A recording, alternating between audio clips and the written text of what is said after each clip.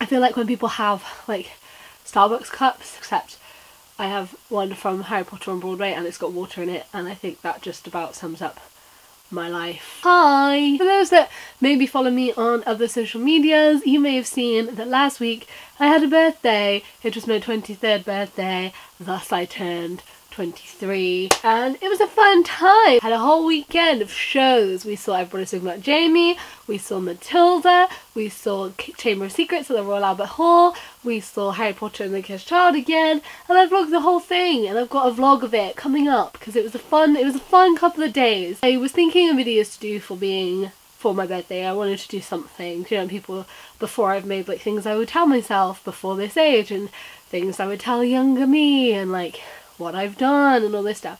But I wanted to think of something bookish related. I thought it would be really cool to look back on all of the books that I have read over the years and seen which ones at that period of my life I loved and that really kind of influenced me at that time.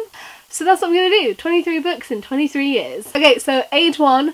Book number 1, Each Peach Pear Plum by Alan Elberg. And this book is a rhyming book, and it's like Each Peach Pear Plum, I spy Tom Thumb in the cupboard, I spy Mother Hubbard. It's like, I can't remember the rest of it, but it's this rhyming book and I loved it so much, and I just remember it being read to me, and then when I got older reading it myself. I just remember reading it, like having it and having that kind of that thing in that book in my life for so long. I think we actually still have it, and I just love it. Like I loved it so much. And then number 2, and age 2, is Guess How Much I Love You by Sam McBrackney, and this is about, like, I'm sure they're hares, little nut brown hare and big nut brown hare, and they're basically just trying to outlove each other, and it's adorable. It's like, I love you this much, and the little one can't stretch his arms as wide as the big one. It's like, I love you up until the sky and back down, and I love you as big as this and as this, and it's just the cutest thing of these two hares just trying to outlove each other, and I love it so much. And honestly, I still have it and we'll read it now. It's such a good story. I love it.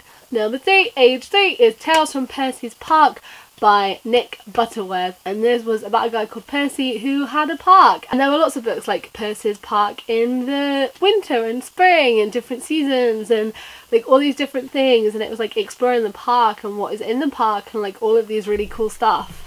I used to love the story when I was a kid. I used to read it loads, and I remember having it read to me, and then I remember as I got older reading it again, reading it myself.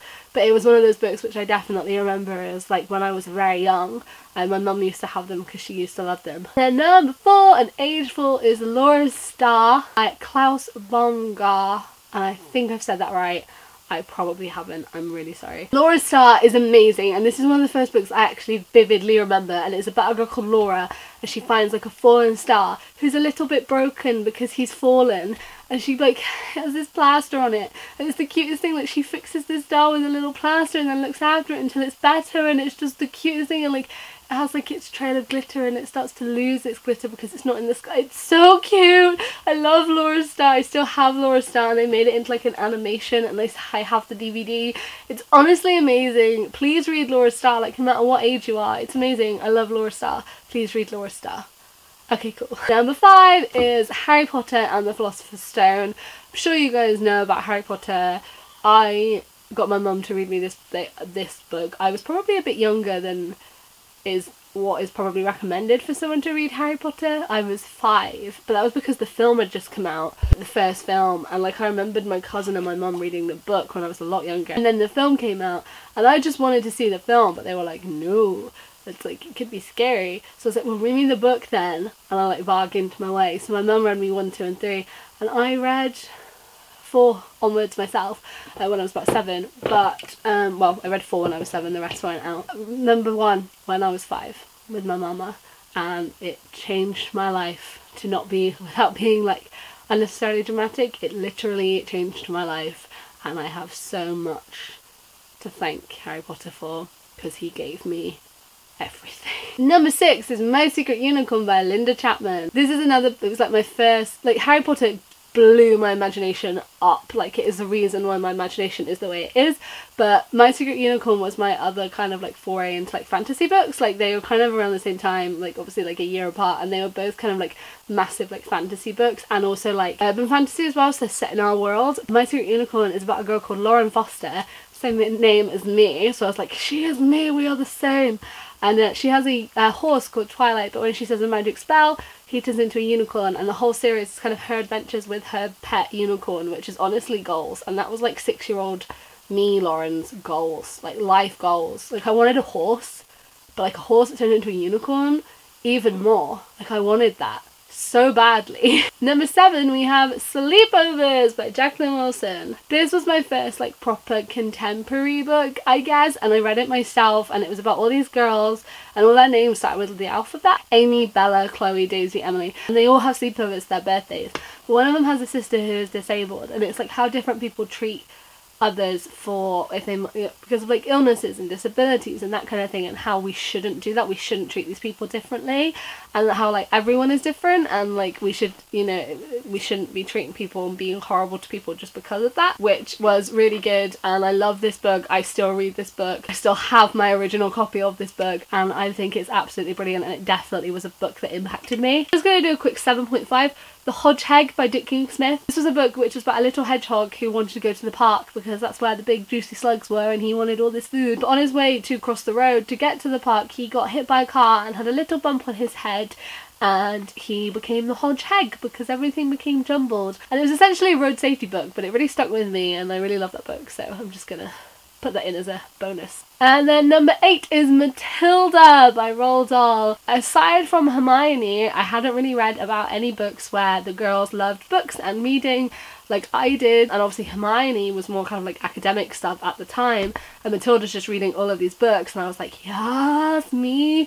For those that don't know, Matilda is about a girl called Matilda Wormwood whose parents are not really nice to her, and her brother is a douche. She goes to school and the head teacher is horrible, but then there's a lovely teacher called Miss Honey who honestly I love so much. She has powers as well, she can do stuff with her mind, but she loves books and reading, and like that's like a massive theme of the book itself. And I loved it, and I really like that part of Matilda. I really kind of like identified with and like saw a lot of myself in, with like kind of being quiet and kind of sitting with her books and kind of just immersing herself in so many different books and stuff. So I love Matilda a lot.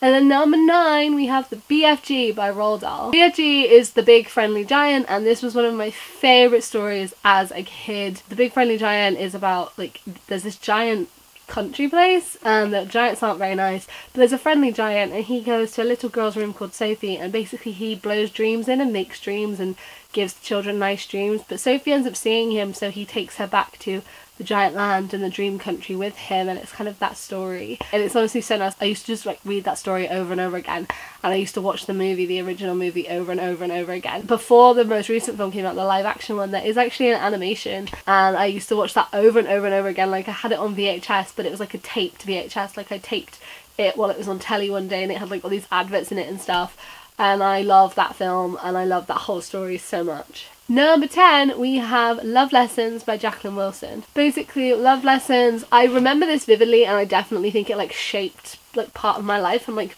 I remember it so clearly. Love Lessons is about a girl called Prue who was homeschooled her whole life until she's about 16, and she starts to school and ends up she's like 16 now, and she doesn't actually like have an affair with her art teacher, but she starts to babysit for him, and then they get like too close for comfort, and it's a bit weird. And it's funny because I've mentioned this before, but I specifically remember like reading it and thinking, I don't understand this, I shouldn't be reading this. And like I said, I was 10, and I think that it was like people didn't, because it's Jacqueline Wilson, it was like ordered in the same section as her other books, and people didn't realise the content of it, but it's definitely not a children's book.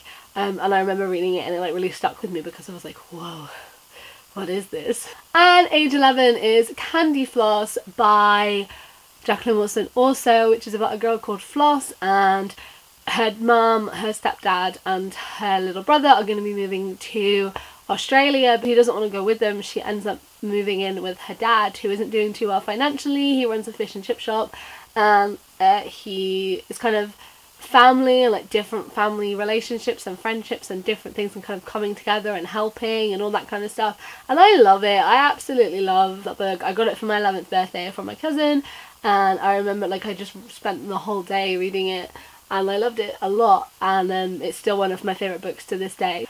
Number 12, we have Private Peaceful by Michael Morpurgo, which was a book that I read at the end of year 7. It was very full on. It's a book about the war, but not just like kind of the effects, how it affects people that are in the war, but also the people still at home and the people that knew people that were in the war. And it's a very, very, very hard-hitting book, I think, that it's really eye-opening for me and really educational for me as well. And it's definitely one that really kind of stuck in my head and that I remember because of that and kind of what it taught me. And like, I asked for it for Christmas that year. Like, I loved it a lot. We did like a whole project on it and I thought it was amazing. Number 13, we have Face by Benjamin Zephaniah, which is another book I read in school but was also very, very hard hitting for me. It's about a boy really popular in school, everyone thinks he's really good looking and all this stuff, and he gets into an accident and his face gets disfigured and he has to have like skin grafting and stuff, which is obviously really serious, but it was saying about how people suddenly change their opinion of him even though inside he's the exact same person, and how people see things at like a face value and can be really shallow, but also how it affects him as well, and like kind of the mental toll that it put on him to like suddenly be losing his friends and also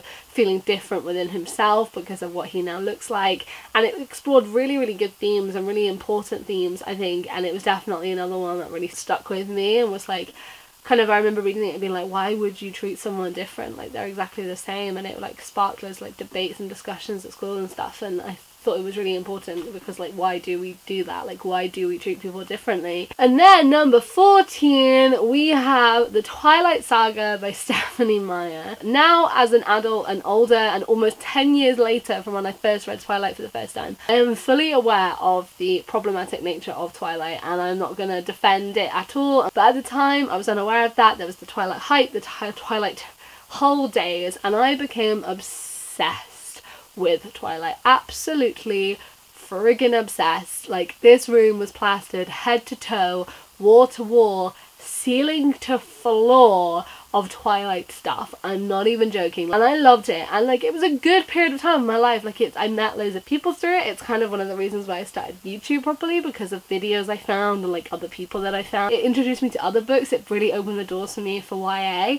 I do think that it has impacted my life massively, like absolutely massively. Even if now I don't like it anymore, I feel like the impact it had was really quite significant, which is really good. And then number 15, we have On the Road by Jack Kerouac. This is a book which was an option to read in school for some of our staff, and I knew nothing about it, and I was intrigued by it, so I was like, okay, I'm going to read this book, and I fell in love with this book. And I want to make a whole video about the Beat generation because I'm very aware there are issues there with how the Beats were, and like, they were not the best people morally. They did some pretty questionable things, but that book, it reads like a stream of consciousness. It's like, and then we did this, and then we did this, and then we did this, and it was written as a stream of consciousness because it was just written up from notes and wasn't really checked. And I have the original scroll version with like the unchecked stuff, and it is just this massive stream of thought. Kind of, I just really liked some of the themes in it and some of the stories in it and like some of the stuff in it, and I loved it, and that's why my channel is Run on the Road. And then number 16, we have The Hunger Games by Suzanne Collins. And I'm sure you all know about The Hunger Games, but for those that don't, it is about a girl called Katniss who lives in the like country of Panem, which is basically like future America. She lives in District 12, and every year there is a reaping, and 2 children between the ages of 13 to 17 from each district have to fight in a battle to the death. And this is the way to kind of keep the peace. And there's the capital, which is like the rich one, and they have President Snow, who is a douchebag. The Hunger Games, like, I actually became like very obsessed with the Hunger Games very quickly, and I love them, and I really love them, and I really associate it with my first year, my like uni experience as well, because I saw most of the films when I was at uni, when I was doing my undergrad, and I really want to reread them because they're brilliant books and I love them a lot. But they definitely kind of impacted my life as well, because I really loved them. They were really great books that really did kind of change my life. And again, they opened the door into more YA books. dystopian, like futuristic-y stuff. I found how much I love it, and now I read it so much, so it was really great, and they opened loads of doors for me. Number 17, we have The Mortal Instruments by Cassandra Clare, which again, as you guys know, are some of my favourite series. I love the story. They introduced me to loads of things. They're the reason why I know some people that I know. They're, again, some of the reason why I started making YouTube videos and wanted to make more, because I discovered booktubes through The Mortal Instruments. Well, through Twilight and The Mortal Instruments. Basically, I found Christine. I wanted to like make videos. I met Cassandra Clare. I got to go to some really cool book signings. Like, I'd never really experienced book signings properly before that, and then I found how much I love them. There's so much to them, and so many different worlds and so many different characters. And Magnus Bane like helped me a lot and influenced my life a lot. He is great and honestly one of my favourite fictional characters that exists. Number 18, we have Fangirl by Rainbow Rowell. Now, I've chosen this one because I read this at the most perfect time, and I think if I'd read it at a different time I wouldn't love it as much as I did. And the reason why is because I read it in my first year of uni, as I was dealing with some of the same feelings that Kath has when the book is set, which is her first year of college but university in America, and kind of dealing with like suddenly being on your own and getting to know new people and coming out of your shell and having roommates and kind of dealing with that and kind of getting to know people and like living in a new place and like your family being at home and like all this stuff. And I really resonated with Kath. I related a lot to her. I mean, I don't have a twin, but I have a brother, and he was at home and so was my nephew. And my sister-in-law had just found out that she was pregnant with my niece when I was leaving, and like it was kind of like this weird time where everyone that I properly knew and loved I'd left really far away, and I was like, this is really stressful. So I loved Fangirl, and of course I'm also a massive fangirl and spend the majority of my time reading fan fiction, so there you go. And then number 19, we have a book that I don't think I've ever mentioned before because like I never talk about it. Oh my god. Aristotle and Dante Discover the Secrets of the Universe. I read this book on a sunbed in the middle of Spain in a hotel resort, and was supposed to just start it, and then when the sun like properly came out, because it was really early in the morning and it wasn't that hot yet, well, it was hot, it was Spain, but like it wasn't like boiling yet, I was gonna read like a couple of chapters, put my sun cream on and then just chill, and I ended up reading the whole book in one go and got really badly sunburned, because Aristotle and Dante Discover the Secrets of the Universe by Benjamin O'Leary Science is my favourite book on this planet, and I want everyone to read this book. No book aside from Harry Potter, but Harry Potter doesn't count, has influenced me the way Ari and Dante influenced me. That book is amazing. It is my favourite book. It touched me in so many ways, and the things like the writing, the wording, the things they say, the way Aristotle thinks, all of these things is amazing, and I love it so much. Please read this book. Where is it? I want to just throw it at everyone. For those that don't know, Ari and Dante, Aristotle and Dante Discover the Secrets of the Universe, is about two boys, Aristotle and Dante, who are 15-year-old Mexican-American boys living in El Paso in Texas. It's set in the 80s, and they find each other one summer, and it kind of, they have a bit of a laugh because their name's Aristotle and Dante, and they find each other and they get to know each other, and it's kind of their friendship and relationship and getting to know each other and kind of like how that expands like over the next year and stuff, and it's just amazing and I love it, and it's getting a sequel and like I can't cope with it. Please read this book. It's my favourite book ever, and really did actually change my life, so thanks. It's an LGBTQ+ novel and it's so good. It was actually the first proper LGBTQ+ novel I read. Number 20, we have The Thing About Jellyfish by Ali Benjamin, and this is a 9 to 12 children's fiction book. I'm saying that because I think everyone should read it. I don't think it should be like just roped into a section and people not find it because of that. And this book is about a girl whose friend, her best friend, dies. She actually drowns, and when you are that young, I think she's like 11 or something. I can't quite remember her age, but she's very young, and when you're that young and someone you know dies, your brain, I mean even now, it's a weird thing to try and deal with, even for me. Like, I'm 23, I know I'm not like old, but like, even now the thought of it is not something I can properly get my head around. And I first experienced death, I first experienced that thing when I was 11, and it was someone that was really close to me, and it was bizarre. Because it was this really weird, without getting too serious, it was this really weird, like, what on earth, like, how does someone exist one minute and then doesn't the next? And trying to find a reason for it, because this was sudden as well for me, and trying to find this, like, but why? why has this happened? And the point of the book is she's so determined to find an answer. She's so, like, she wants to find an answer, that she gets it into her head that she was stung by a jellyfish, and because of the pain she couldn't swim, so therefore she ended up drowning. So she goes on this massive search trying to find out, like, jellyfish specialists and finds out how that could have happened. And I wasn't expecting to love it as much as I did. I read it in one evening and cried the whole time, and it really did impact my life. I really related to it and I thought it was amazing. Please read this book. Number 21 is Harry Potter and the Cursed Child by Jack Thorne, John Tiffany and J.K. Rowling. This is actually a script book. For those who don't know, Harry Potter and the Cursed Child is a play currently in London, set 19 years after Deathly Hallows, focusing on Harry's middle child and youngest son, Albus Severus Potter. And I read the script and hated it, and then I saw the play and fell in love with it, and it is one of my favourite West End productions. I see it a lot. It is the reason why I have 95% of the friends that I have right now, and that book, or play, script, whatever, it is a physical copy of a book, gave me so much and makes me feel so much because of everything it's given me and just how wonderful the whole thing is and the happiness I get when I go into that theatre, that I can't actually deal with how much it makes me feel. And I love it to pieces, and I love everyone it's given me to pieces, and all of my friends and all of these wonderful experiences and happy times and happy memories, and I love it, and it definitely 100% changed my life again. Harry Potter, like, came back to me so many years later and did exactly what it did the first time, but even better. 22 is Simon vs. the Homo Sapiens Agenda by Becky Albertalli. I've mentioned this book so many times, I won't go into it massively, but this book is about a boy called Simon who is gay but not out yet, and then emails to this guy he's been emailing who goes by the name of Blue, and they don't really know who each other is, just that they go to the same school. Gets this kid called Martin, who is a douche, finds the emails and threatens to blackmail Simon, and it's that story, and it's coming out on friendship and family and kind of first loves and romance, and it's adorable and really lovely and deals with some really important themes and stereotypes and going against stereotypes and why do they even exist, why do we have normal, why do we have a default, like why is straight the default, like no, like make them come out too, do you know what I mean?